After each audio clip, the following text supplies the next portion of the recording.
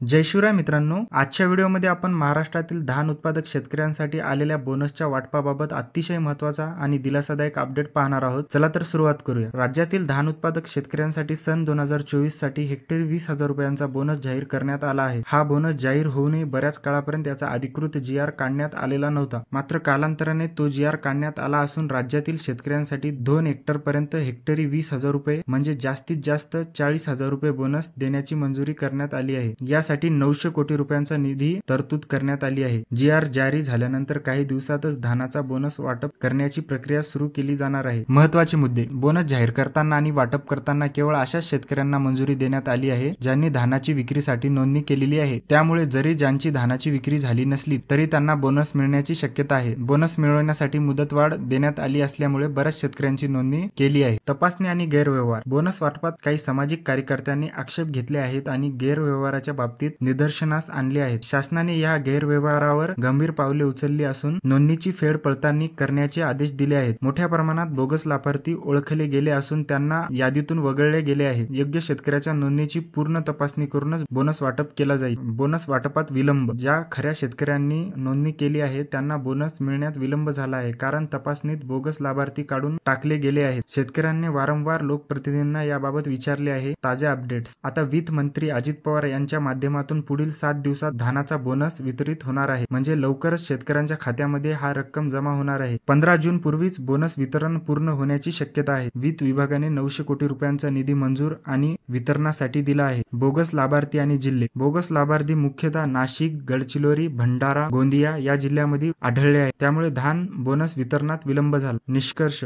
अखेर धानाचा बोनस खऱ्या आणि नोंदणीकृत शेतकऱ्यांना मिळणार आहे. पुढील आठवड्यात बोनस वितरण सुरू होईल आणि 15 जून पूर्वी हे वितरण पूर्ण होईल अशी माहिती मिळालेली आहे. बोगस लाभार्थी ओळखून त्यांना यादीतून वगळण्यात आले आहे. त्यामुळे योग्य शेतकऱ्यांना लवकरच हा बोनस मिळेल. तर मित्रांनो, धान उत्पादक शेतकऱ्यांसाठी ही मोठी दिलासादायक बातमी आहे. तुम्हाला हा अपडेट कसा वाटला खाली दिलेल्या कमेंट बॉक्स मध्ये जरूर सांगा. जर तुम्हाला अशी माहिती आवडत असेल तर लाईक करा, शेअर करा व अशाच माहितीसाठी आपल्या चॅनलला सबस्क्राईब करा. धन्यवाद.